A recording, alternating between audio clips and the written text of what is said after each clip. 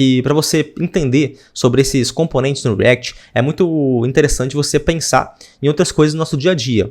E geralmente componentes, eles são responsáveis por situações específicas. Por exemplo, esse componente aqui é responsável por te dar uma amostra do que é aquele filme ou aquela série. O componente aqui de cima do menu, ele já não é responsável por isso. Ele não tem nada a ver com isso, na verdade, né? O componente do menu é responsável só por fazer você navegar nas páginas. Se você entrar no início, nos séries, no filmes, no Mobando e no Minha Lista. Então, cada componente aqui dentro, ele vai ser responsável por uma coisa específica. Aqui na direita tem outros componentes responsáveis por outras coisas. Então, componentes do React sempre são separados por responsabilidades. E eles são sempre reutilizáveis também, obviamente, né? Então, se você quiser, por exemplo, colocar aqui 100 novidades, né? 100 filmes, 100 séries, ou 200, 300, 500, 1 milhão, ele vai se comportar da mesma maneira. O que vai mudar vai ser sempre as informações lá de dentro, mas não o comportamento em si. E para você até compreender um pouco mais sobre isso, imagina, por exemplo, um carro.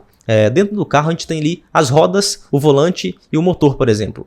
O motor, ele não é responsável pela direção do carro. Se você tiver um problema na direção do seu carro, você não vai olhar o motor, você vai olhar justamente o volante, né? Agora, se seu carro não tem potência para subir um morro, se o seu carro não está andando, você não vai olhar para o volante, você vai olhar para o motor, você vai olhar talvez para os pneus. Se o carro está andando de uma forma estranha, talvez seja os pneus. Então, cada pedaço do carro, ele tem uma responsabilidade única, assim como os componentes no React. Você não vai querer colocar um pneu para decidir a potência do seu carro. Você não vai querer colocar um motor para poder controlar a direção do seu carro. E aqui no React é a mesma coisa. A gente cria os componentes, a gente cria pequenos pedacinhos ali do seu site que depois eles vão se juntar e transformar no site que você conhece mesmo, no site inteiro, né?